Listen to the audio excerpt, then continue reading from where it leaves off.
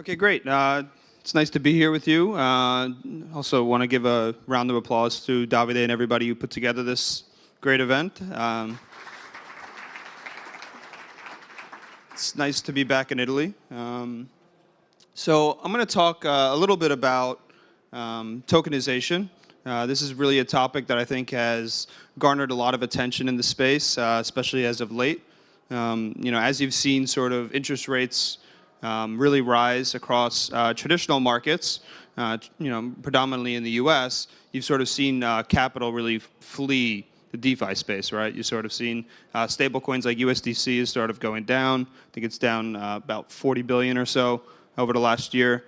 And the reason for that is because people are sort of moving their capital over to things like treasury bills off-chain. And so what we've seen is now new companies and new protocols deploying these sort of T-bill tokenized assets and other types of assets in general. And what this talk is really here to discuss is sort of the way that we're looking at tokenization versus the way that I think the long term can be more interesting. So what I'd like to start with is really just sort of taking a step back in general and thinking about what blockchains are really good for. So if you really think about it, like there's this uniform shared data layer, right? Super obvious from like the initial onset, but if we look at an example, and I was talking to my colleague about this the other day, what's possible by having sort of this this open, transparent data layer? If you think about it, let's say I took a taxi cab ride here, and I paid the taxi driver in a stable coin. The old process would have been sort of give my credit card, he gives me a receipt, I go back home and I sort of record that receipt to get reimbursed, so to speak, right? So in the new model, I pay with a stable coin, he tags his address, and now when I go home, I could just look up on the data layer the transaction that was made. So there's a uniform data structure that everybody understands, and there's a payment that was made, and now all integrations with that data can sort of be understood from downstream systems. So we have a shared data layer, and we also have uniform data structure, right? In the old world, and the reason I'm mentioning this is because it'll become evident at the end of the presentation, but these are the two things that we need to lean into with respect to tokenization. So you have this data structure, right? So if everybody has this sort of spreadsheet and reconciling different types of data, if you give it to two different people, they might reconcile that data in two different ways.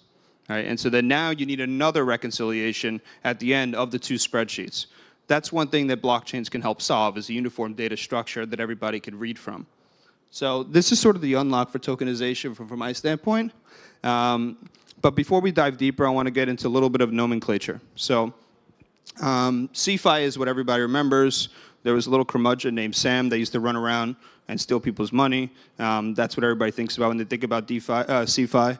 And then there's DeFi, right, which is this sort of open, permissionless execution layer where people can sort of transact with finance. This is what everybody thinks of when they think of protocols like Uniswap, Aave, Trader Joe, and what this allows is sort of self-execution.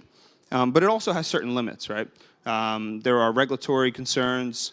A lot of the assets are inward-oriented, meaning that you can't derive value from things like treasuries or other tokenized real assets. And so, there's another thing called on-chain finance, right? On-chain finance is sort of where I think you'll see a lot more tokenization play out over time. And what that is, you still rely on sort of the self-execution of smart contracts, but on this sort of more regulated front, right? It doesn't mean that you won't have things like KYC. It doesn't mean that you won't have things like a trusted asset issuer, right? Because if, let's say, one day that the US government puts treasuries on-chain, they're still the asset issuer, right? So there's still a trust element, and likely they would be able to freeze those assets, if there was any laundering or anything like that. So it's not the same as sort of moving ETH in DeFi, right? Because nobody can freeze those assets. So maybe more tantamount to something like Circle. A little bit more on nomenclature. Everybody talks about RWA. It's a really bad term. RWA means risk-weighted assets in finance, and so it confuses everybody.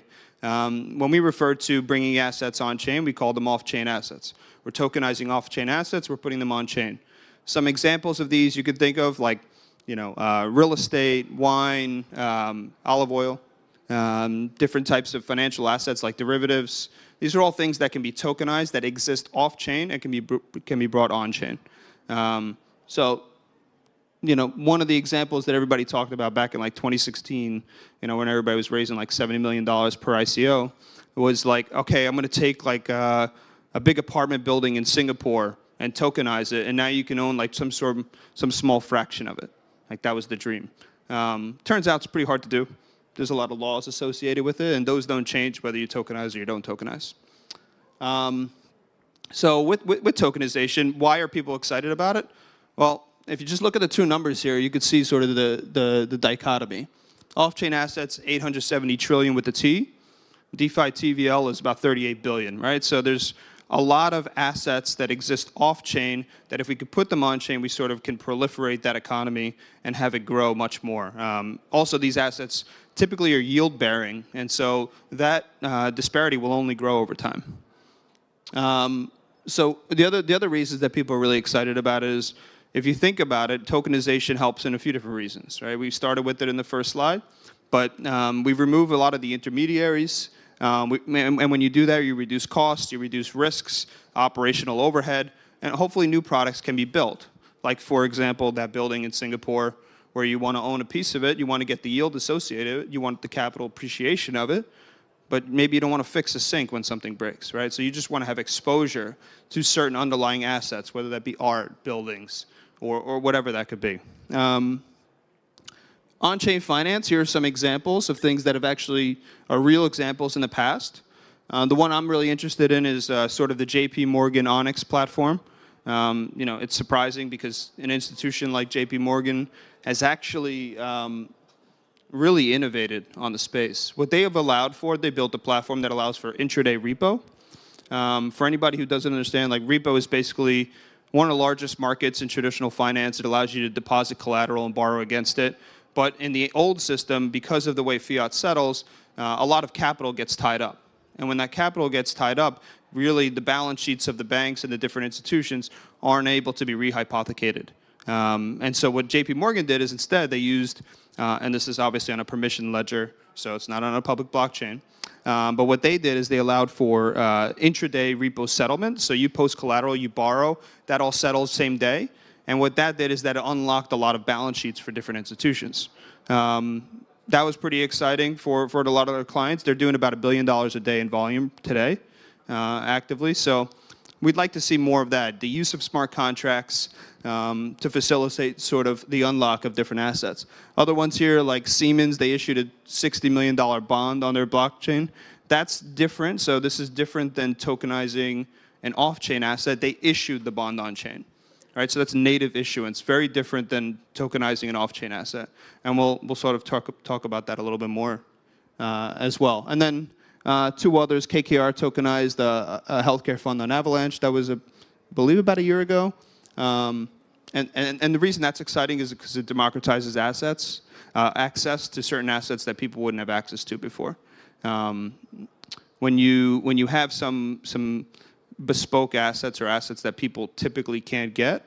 The issue with them is that the operational overhead to get those to people with lower minimums is very hard. And so this technology unlocks sort of the ability to democratize that access to more people. So those are just some examples. Some of the issues with tokenization today. When you tokenize an off-chain asset, you now have two ledgers basically, right? So you're maintaining the existing ledger, which is, let's say that you take, a corporate bond and put it on chain. You're still settling that asset in the old antiquated way. You're still sending the cash flows via fiat. You're doing all the things that you would have already been doing, and now you've also put it on another ledger. So there's a synchronization issue that needs to be taken into consideration, and there's also you're not really getting the benefits of tokenization in a lot of ways, right? And this has sort of been the approach that most people have taken so far, partly because it's the easier approach. Right? It's easy to tokenize an asset. The other thing that everybody has done is they started tokenize to basically sell their assets to the crypto audience. So I've been involved in a lot of conversations where it's like, hey, we just launch this new tokenized T-bill fund or this new money market fund. Do you have any DAOs you can introduce us to? I mean, yeah, we can introduce you to them, but like, we just showed the numbers of the two different markets, 38 billion TVL. Like, this market's not very big, and sort of that's why it's been slow to get traction thus far, is because the approach has been, okay, I have assets, let me go try and sell it to a new audience, rather than here's how we can, sort of improve a lot of our existing processes and sort of deliver value to the market, and by doing that, sort of fix the old system. So basically, you had people wanting to sell some of their stuff, and not many people bought it. The other issue is, like, there's a lot of regulatory issues in terms of taking, especially the assets that are very clearly securities. There are many different rules, in Switzerland and other jurisdictions that can allow you to move these assets potentially, but it's gray. You talk to a lot of people, they can't tell you, with a straight face whether or not this is stuff that you can mint and move in like old traditional DeFi. And so, there's a risk there. Hopefully we get clarity at some point, but that doesn't exist as well. And then smart contract risk might not be worth it, right? Like, if I can earn 5% on T-bills in my traditional account, and I can earn 5% on T-bills in DeFi, plus I'm getting smart contract risk, like, is this really worth it at that point, right? What am I really getting? Yes, I could borrow against it, but I could do that too in my legacy account. So these are some of the issues with the approach, right? Nobody's getting the actual benefits of tokenization. They're getting some benefits, but they're not getting the true benefits by just tokenizing the off-chain asset, bringing it on-chain. And the reason for that is they're not bringing data. They're not bringing the data associated with the asset on-chain. And if you think about sort of the first slide that we talked about, that's the benefits of a blockchain, right? Sort of that data structure and that very clear sort of open, transparent layer. So here's an example that I think could be really really interesting, and that's a mortgage-backed security. The securitization market is about $15 trillion. Was really made famous by Mr. Fink and BlackRock back in the 80s, and sort of led eventually to the collapse and the financial crisis in the early and in the mid 2000s. And but the key is that the securitization market is actually one of the most important markets in terms of access to credit and sort of growth of the economy out there. And what a securitization really is, put simply, is you basically take a bunch of assets, they could be loans, you package them together, and then you sort of separate them into buckets in terms of their risk profile. And then you basically package that out and sell it into different buyers. What that allows for is that allows for you to actually reduce the operational cost associated with doing the loans, and that gets translated back to the user. So you introduce a new market, you basically pass yield on to different participants, and then you lower the cost issuing loans and credit. So that's securitization market, and that's a market that is ripe with sort of inefficiencies across the board. You have a servicer, you have many different entities that need to reconcile all these different assets, and we can explain in the next example sort of how this can be better, improved on-chain and tokenizing these assets. So in the existing process, right, let's assume that you have a mortgage-backed security, which is basically just a security with a bunch of loans and mortgages in it, and you were one of the borrowers of that mortgage. So you basically took a loan out from the bank to buy a house. In the old system, the way it works is you make that payment every so often. You either pay the full amount, you don't pay the full amount. The calculation of the P&L changes based on how much you pay, and that all needs to be reconciled, but that's your one loan. There are hundreds of loans in this bond, right? So at the end of the month, that mortgage-backed security gets sent to the servicer who reconciles all that information. By the way, none of this is sexy, but it's actually really important. When they reconcile all that data, you have basically same spreadsheet getting passed around 6 different entities. And at the end of the month, they finally reconcile that data and come up with some sort of P&L for the asset. Now, let's imagine a world where instead you were paying your mortgage on-chain, right? There's an initial payment that's done on-chain. You have the all this data associated, see these 4 bullet points, the payee, the principal and interest payment, the prepayment, interest and dates, the delinquency rate, all this information is the data associated with your one payment.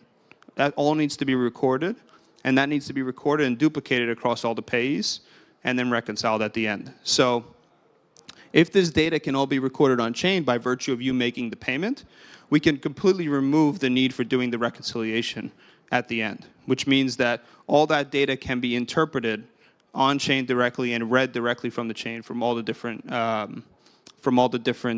sort of services out there. So at the end of the day, if you bought the bond, you no longer need to pay a fund admin to do all the P&L reconciliation, because all that data already exists on chain. So what the blockchain gives us in this example is a uniform sort of data structure and data layer that everybody can read from, and because of that, they can all sort of reconcile against each other as well. And sort of just like wrapping up a little bit, because I want to leave a little room for questions if there are any. If you're able to tokenize assets using things like securitization, we'll be able to approve reduce cost across the board and sort of like proliferate that market. I think it's about 1% is the estimate, a percent per each securitization that could be improved, which is like on an average securitization, probably like $50 million. So that's a lot. That's a pretty large cost savings across the board. And this is not a route that anybody's going down, really, at least from what I see. We're not seeing a lot of people focusing on the benefits that blockchain can bring from the back end.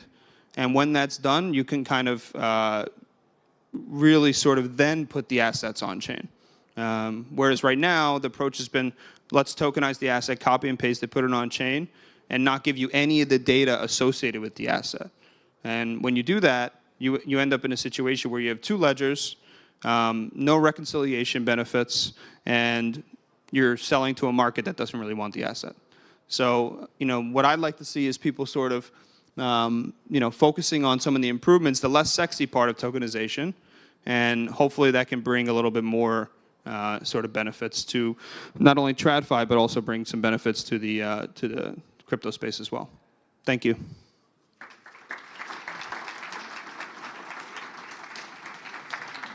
If there's any questions, I'm happy to answer. Thank you very much for the presentation. At some point, you mentioned that you could be putting data of a payee, for instance, if you have a mortgage on chain. In Europe, we have very strict user privacy regulations, such as GDPR. Yep. I don't know, you come from the States, so maybe there is different, but how would you overcome this issue? Yeah, this is it's a great question. We have similar laws as well. I think at the end of the day, data privacy is something that can be done on chain. There are different people experimenting with ZK technology, fully homomorphic encryption, PHE, all this type of stuff that can hopefully obfuscate the user and their data only to themselves, right? And that's something that I think the industry has been a little slow in sort of bringing to market, but it's been very clear that this year we've sort of seen a lot of momentum in that space. And so, especially when you're doing things with permission type of assets, it's a little easier versus being on a permissionless chain. So, yes, none of this is possible if you can't abstract away the user's personal information. Yeah. Hi. Thank you for the presentation. Sure. 2 questions. One very similar. Right now, the biggest difficulty with pricing these MBSs is even the availability of the data, right? Because say that again. The availability of the data. Because I've worked trying to price these things, and generally the problem is that you just have no data whatsoever. So moving that infrastructure, what do you think would unblock that? Is it privacy? Is it other issues? And the second thing is, in practice here, we're talking about the dirty word, which is securitization of these assets, which creates regulatory problems. Yeah. Which, going back to one of your slides, is one big obstacle. So how do you see that progressing? Yeah, good questions. It's been clear that I think as an industry we haven't done ourselves many favors in terms of making relationships with the regulators. We've sort of gone down these very sort of exciting places that could potentially bring us a lot of value, but that has also hurt us along the way. But this is, this is simply a very clear technology, and this is something like, for example, JP Morgan settling $1 billion a day, trading $1 billion worth of intraday repo a day. That is happening. That is real. It's in production. Like, you can put this stuff on chain, and the regulators aren't going to stop you. Like, we've been parts of OCC sort of pitches and things like that. They're not opposed to things being put on chain. What they're opposed to is sort of, primarily open and permissionless networks right now, because they can't understand how they can restrict some of the data, and they can't understand how they can stop it when it's out there. On a permission chain, for example, like on a subnet, or in a more permissioned app, they're able to sort of stop things before they, grow like wildfire, for example, right? They have more control over it. To your first question, it's a fantastic point. A lot of the data is hard to find, and it's hard to access, but the basic data, once you make the payment, is there, right? Like, if you make the payment on Tuesday, on the second day of the month, and you were supposed to make the payment on, Friday of the week before, you have a few extra days of missed payment. Your principal calculation has changed. This can all be either done by oracles or on-chain calculations. So that data is accessible, and right now the only way to get that is exporting a spreadsheet basically from the servicer and calculating it. So I think there's components that we can't price yet, but there are some that we can access. Thank you. Thank you very much.